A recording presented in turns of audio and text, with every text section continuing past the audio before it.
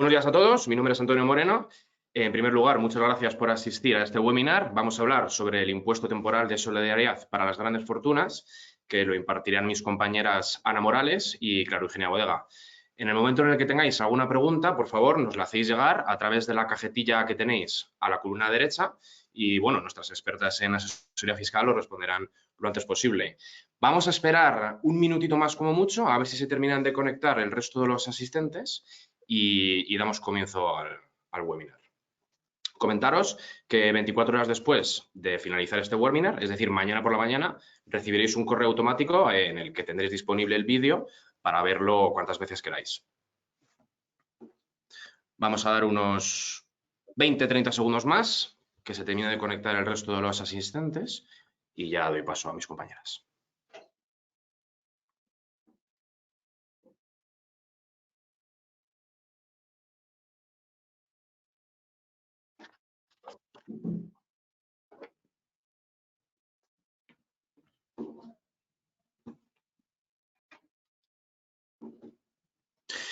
Vale, ya hemos dado el minuto de rigor, pues bueno, doy paso a Clara Eugenia. Muchas gracias. Bueno, buenos días a todos y bienvenidos al webinar.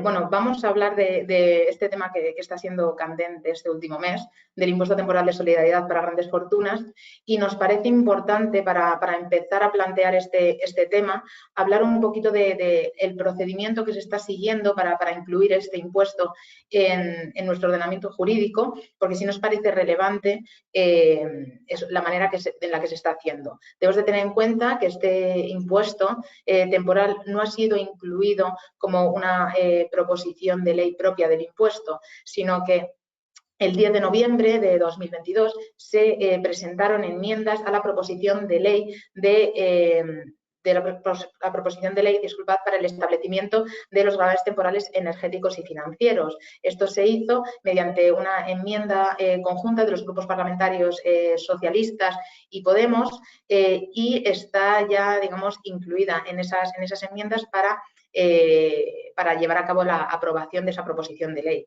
De acuerdo con las estimaciones que se están digamos, barajando, sí que esperamos una aprobación de dicha proposición de ley antes del 31 de diciembre. Que eso, digamos, el momento de aprobación de esta proposición de ley sí que tendrá efectos, obviamente, en el momento de aplicación de este nuevo impuesto y que iremos, digamos, explicando durante la presentación.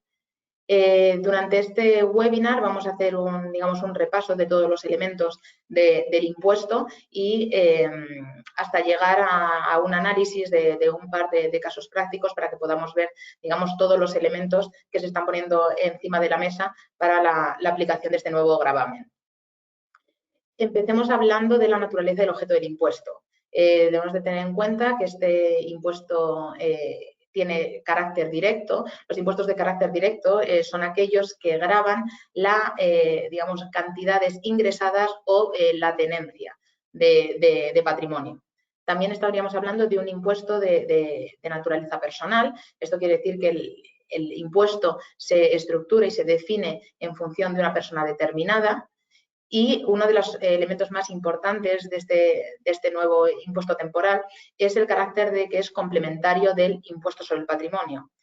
¿Esto qué quiere decir? Los impuestos complementarios son aquellos que por una identidad en la estructura o en la base con otro impuesto, pues siguen, digamos, el esquema, la estructura de liquidación del impuesto sobre el patrimonio en este caso. Es decir, el impuesto temporal sobre las grandes fortunas seguirá el mismo esquema y los mismos preceptos que el impuesto sobre el patrimonio. Por eso se considera que tienen identidad y que son impuestos complementarios.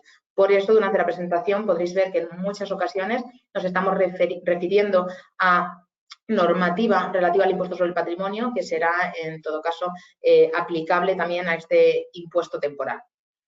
Otro de los elementos del impuesto es que el gravamen se basa en los patrimonios netos superiores a 3 millones de euros. Esto veremos que la cantidad de 3 millones de euros es matizable y lo veremos un poquito más adelante en la presentación. Pero en principio, digamos que el hecho imponible de impuesto se basa en ese gravamen del patrimonio neto superior a 3 millones de euros. También nos parece importante destacar la finalidad y la justificación que se le da para establecer este impuesto temporal. Por un lado, tenemos el carácter recaudatorio. La justificación se basa básicamente en la situación económica actual de nuestro país y en unos principios de solidaridad tributaria y de redistribución por la situación, digamos, económica que estamos pasando ahora mismo. Y también tiene un carácter armonizador.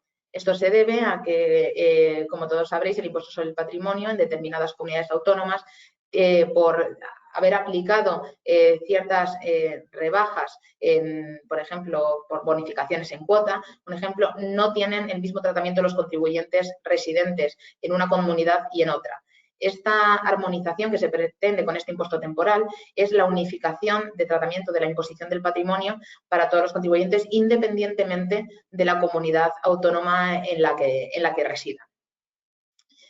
En relación con el ámbito territorial de aplicación del impuesto, en principio se establece que es un impuesto temporal que se aplica en todo el territorio español. Sí que se excluye expresamente de esta aplicación del impuesto País Vasco y Navarra. Pero sí que se establece una necesidad de una adaptación a estos territorios de este impuesto temporal. En relación con la aplicación del impuesto, lo hemos dicho que se aplica en todo el territorio español, que esto es según lo establecido en la normativa, pero sí que tenemos que hablar de una diferenciación de aplicación de facto debido a esta complementariedad con el impuesto sobre el patrimonio. Como hemos dicho, el impuesto del patrimonio tiene aplicación o no por diferentes medidas de bonificación de cuota. Por ejemplo, como hemos dicho, en el caso, por ejemplo, de Madrid, que tiene una bonificación de la cuota del 100%, por lo que no hay un ingreso efectivo del impuesto, pues sí que veremos que este impuesto temporal, debido a la forma de aplicación digamos, del impuesto y el esquema de liquidación, que incluye la deducción de la cuota del impuesto sobre el patrimonio que hayas pagado, en muchas ocasiones habrá en comunidades autónomas en las que se pague impuesto sobre el patrimonio que los contribuyentes, debido a esta deducción que te permite el impuesto temporal, deducirte aquella cuota que hayas ingresado por impuesto del patrimonio, su aplicación efectiva sea cero, porque no resultará una cuota ingresada. ¿Esto en qué se traduce? En que el impuesto temporal tendrá un efecto, digamos, de facto en comunidades como Madrid, que tiene, como hemos dicho, bonificada la cuota 100%, en Galicia, que tiene una bonificación parcial de la cuota, o en Andalucía, que previamente no tenía una bonificación de la cuota, pero justo para este ejercicio ya habían aprobado la bonificación de la misma y debido a este impuesto los andaluces todavía no notarán ese efecto de la bonificación de impuesto sobre el patrimonio debido a la introducción de este impuesto temporal. En relación con el hecho imponible, la entrada en vigor y el devengo, comenzaremos con el hecho imponible que ya hemos adelantado un poco en una de las primeras diapositivas, que el hecho imponible se define en función del gravamen de patrimonio neto superior a 3 millones de euros en el momento del devengo del impuesto. Esto que habíamos comentado, que los 3 millones era matizable, se debe a que dependiendo de, que luego lo comentará mi compañera Ana, qué tipo de contribuyente estemos hablando del impuesto, si es por obligación personal o por obligación real, el patrimonio, digamos, efectivo, el patrimonio neto efectivo que necesitarás tener para ser, digamos, contribuyente de este impuesto y tener que ingresar cuota por este impuesto será superior a 3.700.000 euros. Esto será para la obligación personal. Para los de obligación real, es verdad que el gravamen de patrimonio neto será superior a 3 millones de euros, pero mi compañera Ana lo desarrollará más tarde. En relación con la entrada en vigor y el devengo, como habíamos comentado, se espera que la entrada en vigor y la aprobación de la proposición de ley en la que se han introducido estas enmiendas por la que se establece este impuesto temporal sea previo a 31 de diciembre de 2022. Esto se traduciría en que para el ejercicio 2022 ya tuviéramos en vigor este impuesto y el primer devengo del mismo sería el 31 de diciembre de 2022. Esto quiere decir que para aquellos contribuyentes que presenten un patrimonio neto superior a los 3 millones de euros a 31 de diciembre de 2022, con algunas matizaciones, tendrá la obligación de presentar e ingresar por este impuesto. La vigencia temporal del mismo, en principio, se considera que es un impuesto temporal y está planificado por ahora para los ejercicios 2022 y 2023. Esto no quiere decir que la vigencia temporal del impuesto se vaya a limitar solo a estos dos ejercicios, ya que se ha incluido, digamos, la posibilidad de mantener este impuesto más allá de estos dos primeros ejercicios, dependiendo de los resultados y de las expectativas del propio impuesto. Por lo que en principio estaríamos hablando de una vigencia temporal de 2 años como impuesto temporal, pero ya hemos visto con anterioridad otros impuestos temporales que se han ido manteniendo en el tiempo y no se han limitado a la primera, digamos, vigencia temporal propuesta en un inicio. Bueno, ahora le paso la palabra a mi compañera Ana para que continúe con la exposición.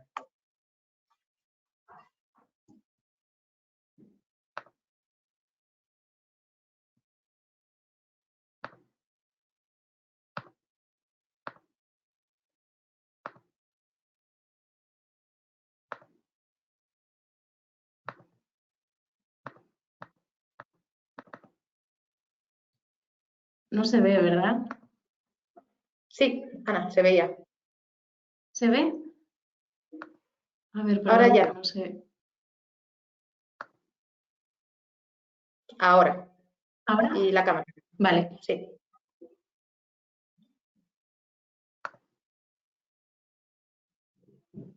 Ya, perfecto. ¿Se ve bien? Sí, sí, sí. Vale. Bueno, pues buenos días a todos. Gracias por asistir a este webinar y gracias, Clara, por pasarme la palabra.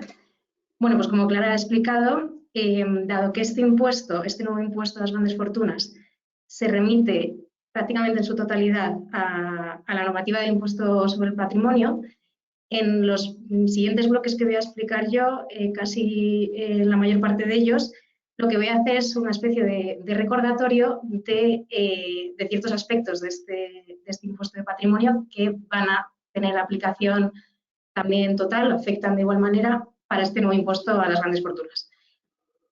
En este bloque vamos a analizar quiénes serían los sujetos pasivos de este impuesto, es decir, quiénes resultarían obligados, cumpliéndose los requisitos, de declarar y, en su caso, tributar por este impuesto. Aquí encontramos dos bloques principales. Por un lado, encontraríamos aquellos sujetos pasivos por obligación personal, que esto sería el caso general, es decir, todas aquellas personas físicas residentes fiscales en España que quedarían obligadas a declarar por su patrimonio mundial, es decir, con independencia de dónde se sitúen los bienes o derechos de los que sean titulares. En el segundo bloque encontramos a los sujetos pasivos por obligación real. Aquí hay que distinguir dos tipos. En primer lugar, todas aquellas personas físicas no residentes fiscales en España quedarían obligadas a tributar, declarar y en su caso tributar por este impuesto por el patrimonio neto que tuvieran en territorio español, exclusivamente el que tengan en territorio español. Y también aquí muy importante recordar que también quedarían obligados por obligación real todos aquellos que se encuentran actualmente residiendo en España, pero que estén incluidos en el régimen fiscal especial de impatriado regulado en el artículo 93 de la normativa del impuesto sobre la renta de las personas físicas. También está conocido coloquialmente como la ley Beca. Bueno, a continuación merece la pena destacar todas aquellas exenciones. Aquí en este bloque vamos a destacar las principales exenciones del impuesto de patrimonio que a su vez tendrán efecto en este nuevo impuesto a las grandes fortunas. Todos aquellos valores del patrimonio neto de las personas físicas que queden exentos de acuerdo a la normativa del impuesto de patrimonio no se tendrán en cuenta y, en consecuencia, no pasan a formar parte de la base imponible del impuesto a efectos del cálculo del mismo. Aquí, en este bloque, lo que vamos a repasar son las principales exenciones. Hay muchas más que se regulan en el artículo 4 de la Ley del Impuesto de Patrimonio, pero vamos a destacar las que entendemos que son más relevantes. En primer lugar, encontraríamos las secciones de participaciones en empresa familiar y, en segundo lugar, la exención de la vivienda habitual del contribuyente. En primer lugar, encontramos la exención de participaciones en empresa familiar. Vale, esta exención resulta un tanto compleja de entender, dado que la ley la forma en la que aparece regulada la ley es complicada. Entonces, para ver si lo entendemos, es importante ver, por un lado, si tenemos derecho a acceder a la exención, es decir, si la participación que ostento es efectivamente una participación en una empresa que se considera empresa familiar. Entonces, una vez se cumplan los requisitos de la que vamos a llamar regla de acceso a esta exención, diríamos, vale, perfecto, lo hemos cumplido. Entonces, ahora veríamos lo que se llama la regla del alcance, es decir, el importe de esa exención o el porcentaje de aplicación de la exención o alcance de la misma. Entonces, como requisitos principales de esta regla de acceso encontramos 3. En primer lugar, sería el requisito de actividad económica. Lo que dice la ley es que esa sociedad tiene que realizar una actividad económica. ¿Cuándo no se entiende que realiza una actividad económica? Cuando su actividad principal consista en la mera tenencia de un patrimonio inmobiliario o inmobiliario durante más de 90 días del ejercicio social. ¿Y cuándo tendría la consideración de este carácter, es decir, de una sociedad que meramente se dedica a la tenencia de un patrimonio inmobiliario? Pues o bien cuando el 50%, más del 50% de su activo está constituido por valores. Aquí se excluirían aquellos que tengan la consideración de una participación cualificada que sea gestionada por la entidad y cuando dicha entidad, para llevar a cabo esta gestión, emplee medios humanos y materiales, aunque sean mínimos. También tendría este carácter cuando más del 50% de su activo no estuviera afecto a actividades económicas. En el caso del alquiler de inmuebles, además, se exige expresamente que la sociedad cuente con un empleado con contrato laboral a jornada completa que disponga de carga de trabajo suficiente para gestionar esta actividad de alquiler de inmuebles. El segundo requisito para cumplir la regla de acceso sería el de la participación mínima. La ley establece que el contribuyente debe tener una participación de más del 50% de forma individual o bien superior al 20% conjuntamente con el grupo de parentesco. Y por último encontraríamos el requisito de la retribución de los directivos. En este requisito lo que se establece es que una persona debe ejercer funciones de dirección y debe percibir por ello remuneraciones que constituyan su principal fuente de renta. ¿Cuándo se entiende que es su principal fuente de renta? Pues cuando las remuneraciones percibidas representen más del 50% de la suma de los rendimientos de trabajo y los rendimientos de actividades económicas que hayan sido declaradas por esta misma persona en su impuesto sobre la renta del mismo ejercicio. En el caso de que el contribuyente tenga una participación, como hemos indicado, de más del 5% de forma individual, necesariamente deberá ser él mismo el que cumpla este requisito, y en el caso de que la participación sea conjunta con el grupo de parentesco, este requisito debe ser cumplido por un miembro de la unidad familiar, del grupo familiar, y con la particularidad de que esta persona no tiene por qué tener participación alguna en la sociedad. Este es el matiz importante. Entonces, una vez se han cumplido esos 3 requisitos, tienen que cumplirse siempre los 3, entonces ya diríamos, vale, perfecto, nuestra sociedad es una empresa familiar, tenemos derecho a acceder a la exención. Ahora lo que hay que ver es el alcance de esta exención, el importe de la misma. Y esto se determina en un porcentaje de acuerdo con la fórmula que expongo en esta diapositiva. Este porcentaje se determinará por la proporción existente entre la diferencia entre los activos afectos o necesarios para llevar a cabo la actividad menos los pasivos o deudas afectas o necesarias para la actividad entre el patrimonio neto. Al final, el valor de la participación en esta empresa familiar que resulte exenta de acuerdo con este porcentaje no lo tendremos en cuenta y, por tanto, solamente la diferencia, es decir, la parte que quede no exenta, computaría a efectos de determinar el patrimonio neto y, por tanto, iría a la base imponible del impuesto a efectos de determinar si finalmente resulta una cuota positiva a pagar. Y también, bueno, aquí hacer un comentario que al final lo que pretende la normativa con esta regla del alcance es hacer tributar a aquellos contribuyentes por la parte de su participación que se corresponda con aquellos activos que tenga la sociedad que no estén afectos a la actividad, que estén ahí, digamos, parados y no estén contribuyendo a la actividad económica de la empresa.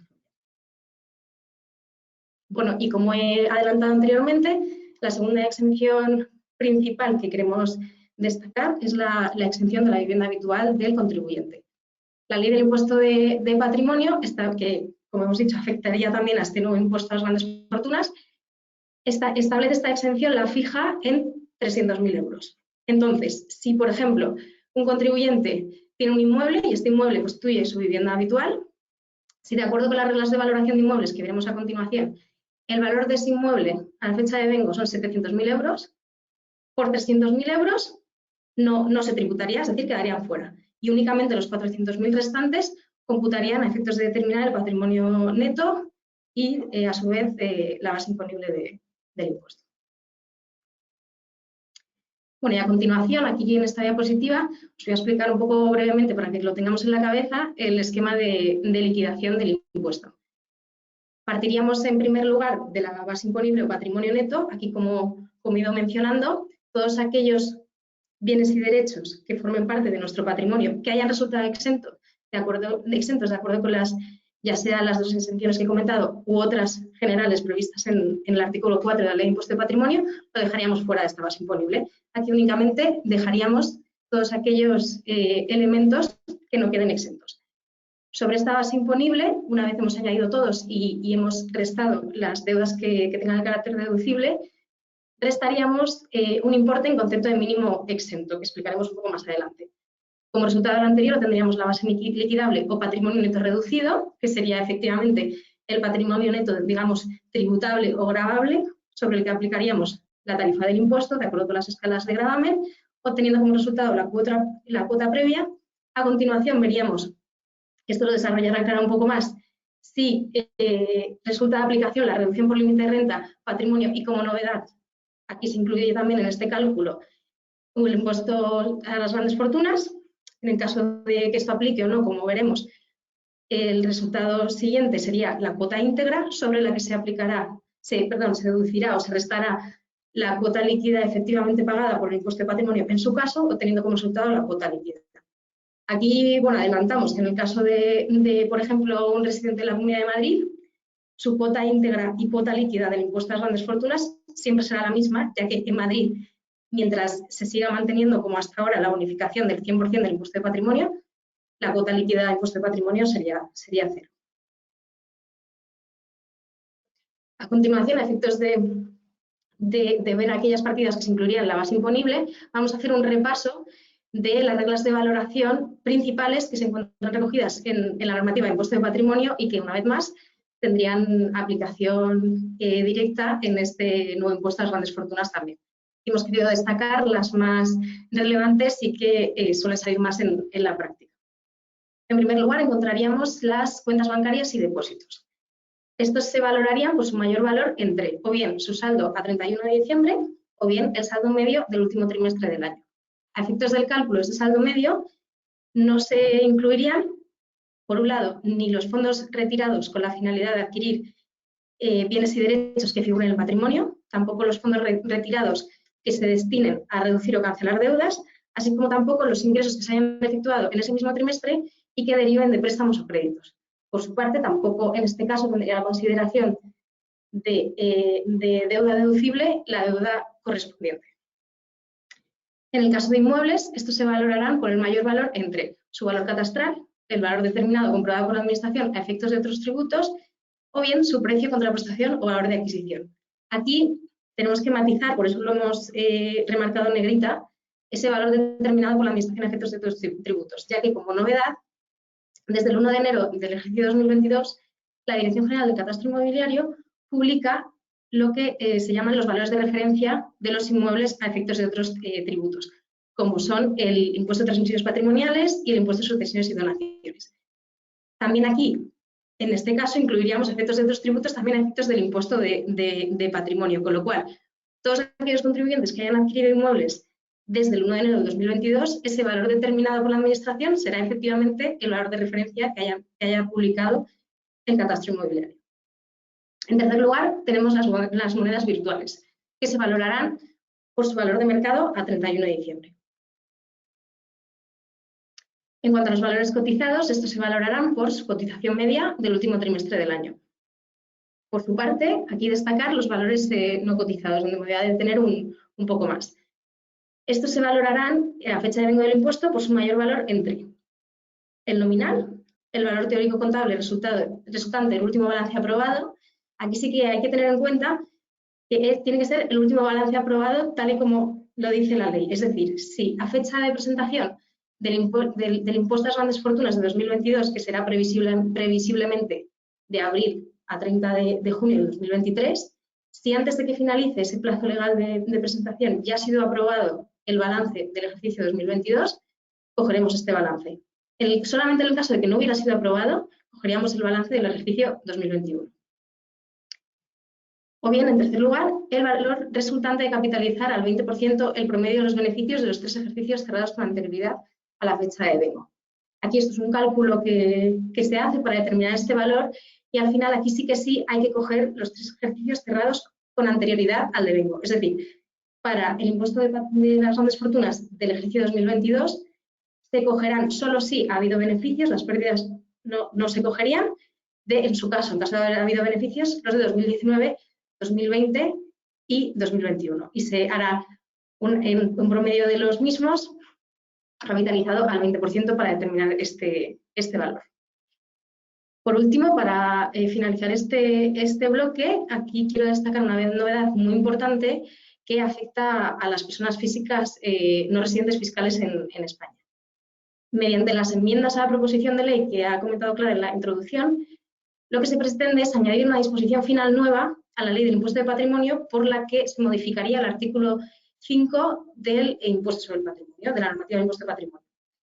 Al final, lo que se pretende es hacer tributar a aquellas personas físicas no residentes que tengan participaciones en sociedades, pudiendo ser estas extranjeras, que no estén negociadas en mercados organizados, es decir, sociedades no cotizadas, cuyo activo esté constituido al menos el 5% de forma directa o indirecta por bienes inmuebles situados en el territorio español.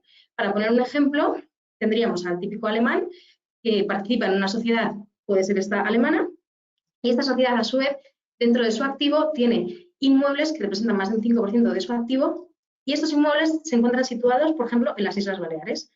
Pues bien, lo que pretende los grupos parlamentarios con esta modificación es precisamente hacer tributar, siempre que se cumplan los límites evidentemente indicados, hacer tributar a este alemán por la participación que tenga en dicha sociedad que cumpla las características que hemos comentado. A continuación hablaremos del mínimo exento. Como he adelantado en el esquema principal de liquidación del impuesto, una vez hemos determinado la base imponible de acuerdo con las reglas de valoración que son las de la normativa del impuesto de patrimonio, vuelvo a recordar, a ese total de patrimonio neto o base imponible habría que restarle un importe en concepto de mínimo exento.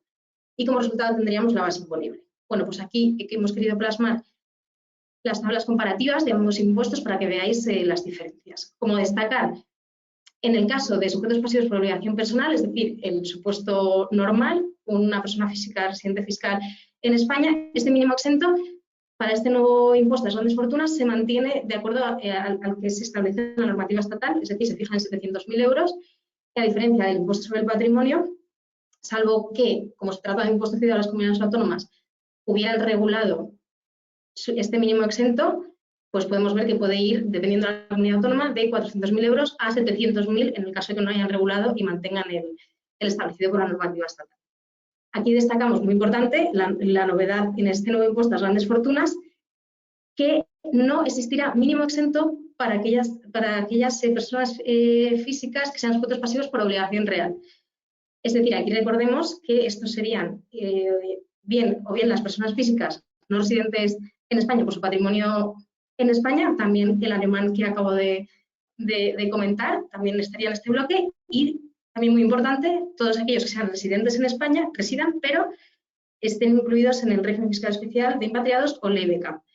Es decir, a estas personas se les está perjudicando, en cierta manera, porque no tendrían derecho a esa reducción en concepto de mínimo exento, mientras que en el impuesto de patrimonio sí tendrían o bien la de la comunidad autónoma en caso de que se pudiera determinar por el mayor valor de los bienes y derechos y tuvieran una distinta a la estatal, o en el caso de que no, o no hubieran regulado la suya propia, tendrían un mínimo exento como el resto de 700.000 euros. Con lo cual, esto de aquí es una novedad importante. Y por último, para terminar mi parte de este webinar, os voy a hablar de la tarifa del impuesto. Bueno, aquí os he puesto una comparativa de ambos impuestos, del impuesto de las grandes fortunas y de la tarifa estatal del impuesto sobre el patrimonio, para que veáis un poco las diferencias. Aquí lo que tenemos que ver, lo que hay que destacar, es que este nuevo impuesto a las grandes fortunas deja sin tributar una base liquidable hasta 300.000 euros, es decir, tributaría un tipo cero, con lo cual solo entraríamos a aplicar la escala de gravamen que corresponda a partir de una base liquidable de más de 3 millones de euros. Y también, como vemos que lo he subrayado en amarillo, el tipo que se aplicaría a cada escala correspondiente a partir de 3 millones de euros de base liquidable es el mismo que el de la tarifa estatal del impuesto sobre el patrimonio. Con lo cual, aquí por poner un ejemplo para entenderlo, como he comentado ya el tema de los mínimos exentos, vamos a poner la situación de una persona física residente en España, incluido en el régimen especial de Ley Beckham, por ejemplo, o bien el no residente alemán. Estas personas quedarían gravadas si, por ejemplo, tuvieran un patrimonio de 3.100.000 euros, dado que no tienen derecho a un mínimo exento, por esos 100.000 euros adicionales ya entrarían a tributar en la primera escala al tipo del 1,7%, aplicando, ya sabéis, la escala que corresponda. En el cambio, una persona física residente fiscal en España y obligado a tributar por obligación personal, sí le sería de aplicación este mínimo exento que hemos comentado de 700.000 euros y, por tanto, para un mismo patrimonio de 3.100.000 euros no pagaría este impuesto, no llegaría a tributar. Con lo cual, esto es una diferencia importante que sí que veremos según el tipo de sujeción que se tenga, afectará en mayor o menor medida. Bueno, muchas gracias. Voy a pasar la palabra a Clara, que paso el control.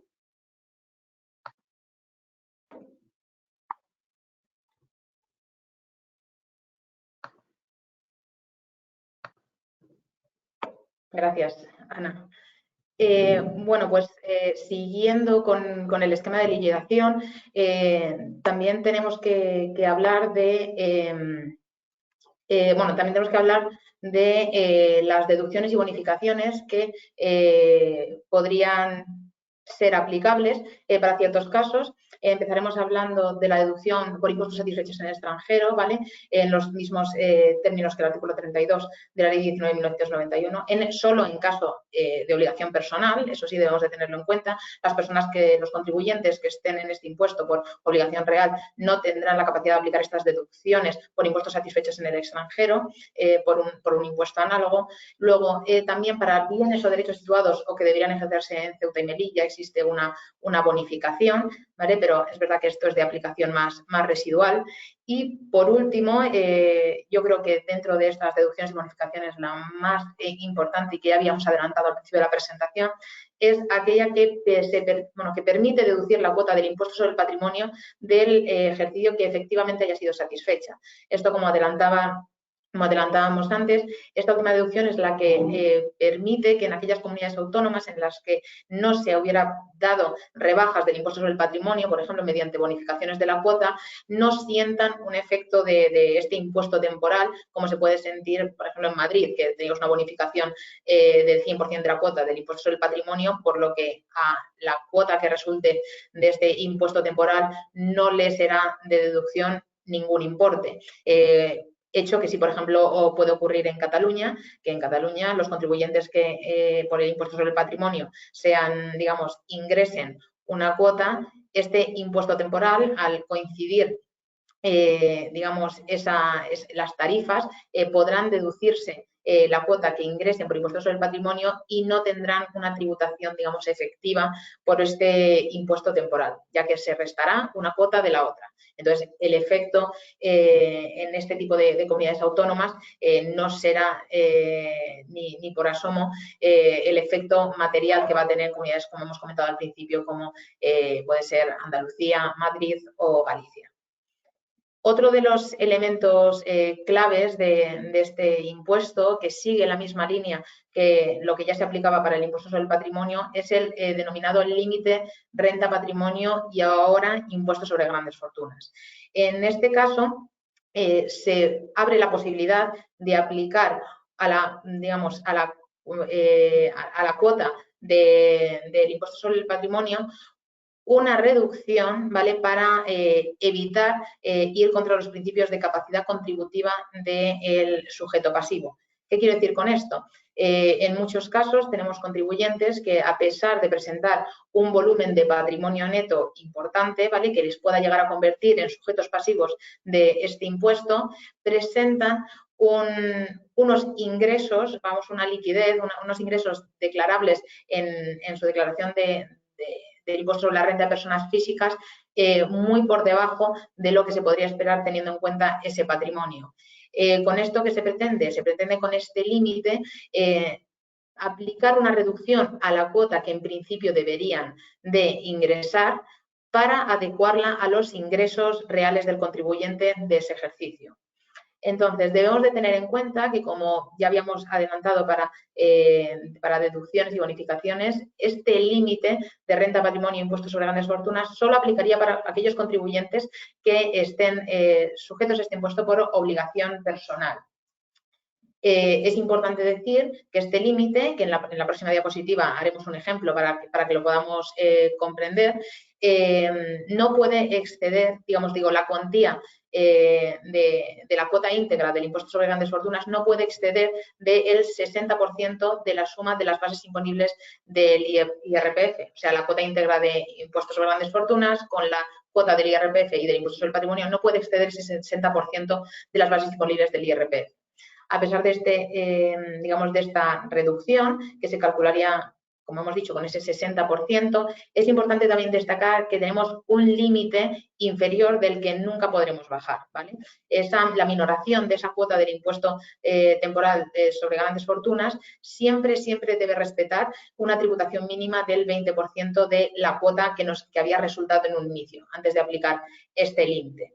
Es decir, por ejemplo, tenemos una reducción básica del 80%. Pongámonos en el caso de un contribuyente que tribute según el tipo marginal más elevado de este impuesto, que sería el 3,5%. La cuota mínima de este impuesto temporal nunca podrá ser inferior a lo que hubiera resultado de aplicar un 0,7%. Pasemos, porque el límite es un apartado complicado del esquema de liquidación y yo creo que con un ejemplo lo vamos a ver mejor. Vamos a ponernos en una base imponible de 4.700.000 euros de un contribuyente para el impuesto sobre grandes fortunas. Pongámonos que obviamente es por obligación personal para que le pueda aplicar el mínimo exento y el cálculo y el límite de renta patrimonio de impuesto a grandes fortunas. Entonces, esos 4.700.000 euros de base imponible le restaríamos el mínimo exento, la reducción por mínimo exento de 700.000 euros y resultaría una base liquidable de 4 millones de euros.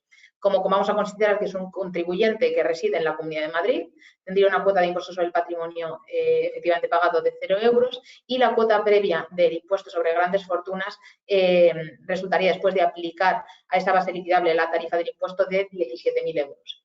En principio, si no tuviéramos el límite de renta, patrimonio e impuesto sobre grandes fortunas, la cuota, a ingresar en principio por parte del contribuyente serían de 17.000 euros. ¿Qué pasa? Pasemos a ver si a este contribuyente le aplicaría este límite que reduciría su cuota a ingresar.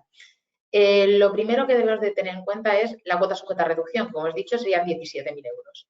Luego, hemos dicho que esta reducción se estructura en función de la cuantía de la base imponible, tanto general como del ahorro del impuesto sobre la renta de personas físicas.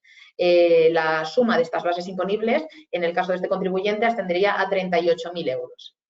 La cuota íntegra del impuesto sobre la renta de personas físicas, de acuerdo con las tablas de la Comunidad de Madrid, ascendería a 8.329,67 euros, que será lo que esta persona haya ingresado en concepto de IRPF. El 60% de esa base imponible que hemos comentado ascendería a 22.800 euros y la suma de las cuotas de IRPF, impuesto sobre el patrimonio e impuesto temporal sobre grandes fortunas ascendería a 25.329,67 euros. La reducción del 60% ascendería a 2.529,67 y aquí tenemos que vigilar la reducción de la cuota mínima, que serían 13.600 euros, y la reducción aplicable, que solo ascendería debido a esa limitación por 2.529,67 euros. Entonces, si vemos anteriormente lo que habíamos comentado, que la cuota íntegra del impuesto temporal, conjuntamente con las cuotas de IRPF e impuestos sobre el patrimonio, no podrá exceder del 60% de la suma de las bases imponibles del IRPF. Con esto que hemos hecho, como vemos en la presentación, hemos seguido esa misma lógica. Primero hemos visto las bases imponibles del impuesto sobre la renta, que son lo que nos va a indicar si la capacidad contributiva de este sujeto pasivo, y es lo que va a hacer que podamos, con ese 60% de la base imponible, podamos hablar de una limitación de la cuota a ingresar por el impuesto temporal. Hemos dicho también que no puede exceder del 60% de las bases imponibles el que las cuotas íntegras de los tres impuestos en conjunto. Como vemos, la suma de los tres impuestos en conjunto es superior al 60% de la suma de las bases imponibles del IRPF. Debido a esto, a que esa suma de cuotas a ingresar por estos tres impuestos supera el 60% de la suma de las bases imponibles, hemos visto que esas bases imponibles es 22.800 y la suma de las cuotas a ingresar por estos tres impuestos ascenderían a 25.329,67, es decir, esta suma de cuotas es superior al 60% de la suma de bases imponibles, sí entraríamos a hablar de la aplicación de la reducción, que hemos visto que pasaríamos de, siguiendo esta lógica, pasaríamos de pagar una cuota previa por impuesto temporal de 17.000 euros, y una vez que hemos visto esa limitación que nos ponen las bases imponibles de IRPF, nos da una reducción aplicable de 2.529,67 euros, que nos haría una cuota íntegra a ingresar de 14.470 euros, por lo que vemos que este límite de renta patrimonio e impuestos sobre grandes fortunas sí que para casos en los que no hay una, digamos, una declaración de rentas muy elevada en el impuesto sobre la renta de personas físicas, sí que vemos un ahorro en la cuota del impuesto.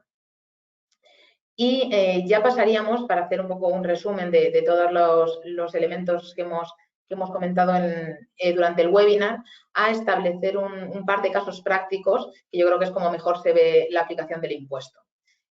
Pongamos en la situación de que estamos con una persona física que tiene su residencia habitual en la ciudad de Madrid y su vivienda habitual en un piso que es titularidad de su esposa, y presenta a 31 de diciembre de 2022, como hemos dicho, dando por hecho que la aprobación de este impuesto temporal sea previa al 31 de diciembre de 2022, un patrimonio a efectos de las reglas de valoración del impuesto que ha comentado Ana en la parte de su exposición, del siguiente importe. Unos inmuebles urbanos diferentes a la vivienda habitual, porque ya hemos dicho que la vivienda habitual no es titularidad de este contribuyente, por impuesto, tres inmuebles por importe de 750.000 euros, 120.000 euros y 190.000 euros. Luego un inmueble de naturaleza rústica por 450.000 euros, dos depósitos en cuentas corrientes de 100.000 y 140.000 euros y, por último, unas participaciones en dos sociedades no cotizadas valoradas en 1 millón de euros y en 450.000 euros. La liquidación de este impuesto tendríamos que primero hacer una suma de todos estos activos, todos estos bienes y derechos que tiene el contribuyente, que ascienden a 3.200.000 euros. Hemos visto que no había deudas deducibles en el patrimonio del contribuyente, por lo que no lo restaríamos. En el caso de que existieran, las tendríamos que restar y llegaríamos a la base imponible de 3.200.000 euros. En este caso, al ser un contribuyente por obligación personal, residente de la Comunidad de Madrid, es decir, no estamos hablando de obligación real, sino obligación personal, sí le sería de aplicación el mínimo exento, que le restaríamos a esa base imponible por 700.000 euros y ya nos daría la base liquidable, que en este caso, a pesar de partir de un total de bienes y derechos no exentos de 3.200.000, debido a la aplicación del mínimo exento de 700.000, se nos quedaría una base de 2.500.000 que nos dejaría fuera de la aplicación del impuesto, porque como hemos visto en la parte de tarifa, solo estaríamos gravando en las cantidades, las bases liquidables que estén por encima de 3 millones de euros. Si están por debajo de esos 3 millones de euros, no aplicaría un 0% de tarifa, por lo que no habría ninguna obligación de ingreso.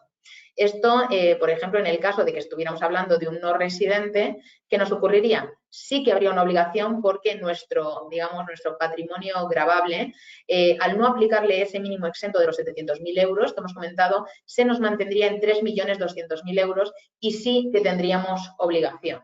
Por eso hemos dicho que los residentes, los contribuyentes que van por obligación personal, tienen un tratamiento ligeramente más amable en este impuesto que aquellos que van por obligación real. Por ejemplo, en este caso, como hemos visto, le estaría la diferencia entre ingresar, tributar por este impuesto o no hacerlo. Vayamos a un segundo caso, la misma persona, el mismo caso del contribuyente, pero en este caso hemos cambiado las valoraciones. ¿Vale? Como hemos dicho, tiene los mismos bienes, pero se eleva ligeramente la valoración de los mismos. En este caso, ¿vale? Tendría un total de bienes y derechos no exentos de 3.900.000 euros. Deudas deducibles seguimos manteniendo que no tiene, en el caso de tenerlas. Como hemos dicho, tendría que restarlas, pero en este caso no tiene deudas deducibles y tendríamos una base imponible de 3.900.000 euros. Como hemos comentado en el primer caso, al ser el mismo contribuyente, le aplicaríamos un mínimo exento de 700.000 euros que nos daría una base liquidable, es decir, un patrimonio neto gravable de 3.200.000 euros.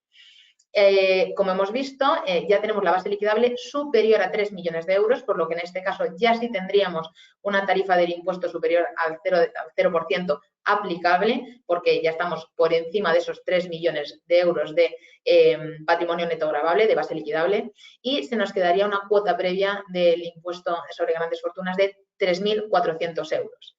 Hemos considerado que no tiene una aplicación del límite renta patrimonio grandes fortunas, que habíamos explicado hace unas diapositivas, y se le quedaría una cuota íntegra de 3.400 euros, que al ser residente en Madrid, como hemos dicho, no habría un ingreso del impuesto sobre el patrimonio por ahora, porque tenemos una bonificación vigente del 100%, por lo que no se podría deducir nada. Por lo que su cuota líquida del impuesto temporal sobre grandes fortunas ascendería a estos 3.400, al no poder deducirse ningún impuesto sobre el patrimonio porque en Madrid, como hemos dicho, está bonificado y no se ingresa ninguna cantidad por ello.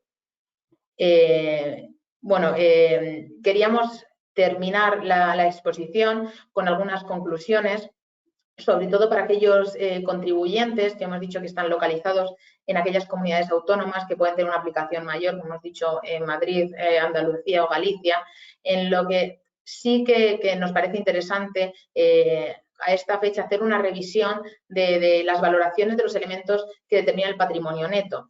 Esto lo decimos porque en muchas ocasiones en aquellas comunidades autónomas en las que realmente no había un ingreso de cuota por el impuesto sobre el patrimonio, en muchas ocasiones o ni siquiera se llegaba a presentar declaración por el impuesto sobre el patrimonio o las valoraciones no se cuidaban tanto como en aquellas, digamos, comunidades autónomas en las que realmente había un efecto tributario, es decir, había un ingreso de cuota. Entonces, sí que nos parece un buen momento de cara a este impuesto hacer una actualización, una revisión de todos aquellos elementos patrimoniales que serían incluidos en esta declaración y hacer un repaso de las valoraciones que se les había estado dando para estar seguros de que estamos ajustados a las normas del impuesto del patrimonio que también serán aplicables en su totalidad las reglas de valoración para este impuesto temporal sobre grandes fortunas. Otro de los elementos es revisar en conjunto con el impuesto sobre el patrimonio y el impuesto sobre la renta de personas físicas esta correcta aplicación del límite conjunto que hemos explicado. En muchas ocasiones a lo mejor tenemos un patrimonio neto gravable que nos va a dar lugar al pago de este impuesto, pero puede ser que por esta aplicación de la reducción por el límite conjunto de estos 3 impuestos veamos sustancialmente rebajado la factura de este impuesto. Y luego simplemente plantear que este impuesto ha suscitado muchas dudas sobre su constitucionalidad, tanto por la entrada en vigor con la aplicación de efectos ya a 31 de diciembre de 2022, así como otros elementos sobre competencia de impuestos sobre comunidades autónomas, etcétera. Entonces, sí que nos parece que es un impuesto que en el caso de que llegue, digamos, sin haber sido declarado inconstitucional por el Tribunal Constitucional antes del periodo de declaración, sí que nos parece que a pesar de tener que declarar e ingresar, puede ser que se presenten en el futuro posibles vías de recurso que hagan que este impuesto en última instancia pues pueda llegar a quedar sin efecto. Pero ya os decimos que es un tema de actualidad y que tendremos que seguir muy de cerca para estar seguros de que en cada momento nos ajustamos obviamente las obligaciones en la normativa vigente en ese momento, pero hacer un seguimiento de posibilidades de recurso para dejar sin efecto este impuesto. Así que, bueno, por nuestra parte, para intentar ajustarnos al tiempo que habíamos previsto para el webinar, yo creo que hemos hecho un repaso global del impuesto. En el caso de que haya surgido alguna pregunta, os invitamos que en el momento en que recibáis el vídeo, como os ha comentado mi compañero Antonio, os harán llegar nuestros emails de contacto para que en cualquier momento nos podáis escribir, nos podáis plantear dudas. También Antonio, si habéis escrito alguna pregunta, nos la enviará y la responderemos a la mayor brevedad. Así que Mira, nada, justo, muchas Clara, gracias. si me permites, Clara, aprovechando que nos quedan 5 minutitos de la presentación, os voy a lanzar dos preguntas que nos han formulado aquí en directo, ¿vale? La primera es la siguiente. Me gustaría confirmar que el valor de referencia para los inmuebles solo se aplicará si el inmueble se ha adquirido después del 1 de enero de 2022. Si no es así, ¿se aplica el valor catastral o el de adquisición? Vale, sí, el valor de referencia, en este caso, como ya ocurría con el impuesto sobre el patrimonio, ya se ha establecido que solo lo tendremos en cuenta para aquellas adquisiciones de inmuebles, como dice, posteriores a partir de 2022. En el caso de que tuviéramos inmuebles de adquisición previa, este valor de referencia, no debemos de tomar este valor de referencia nuevo sobre los valores que ya veníamos declarando.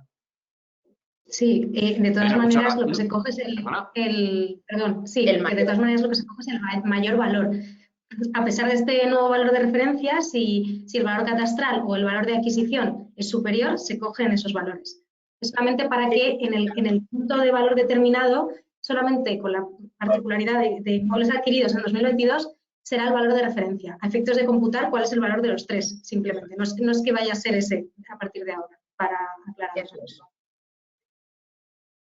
Genial, muchas gracias, Clara y Ana. La segunda pregunta la formula Alejandra y dice lo siguiente.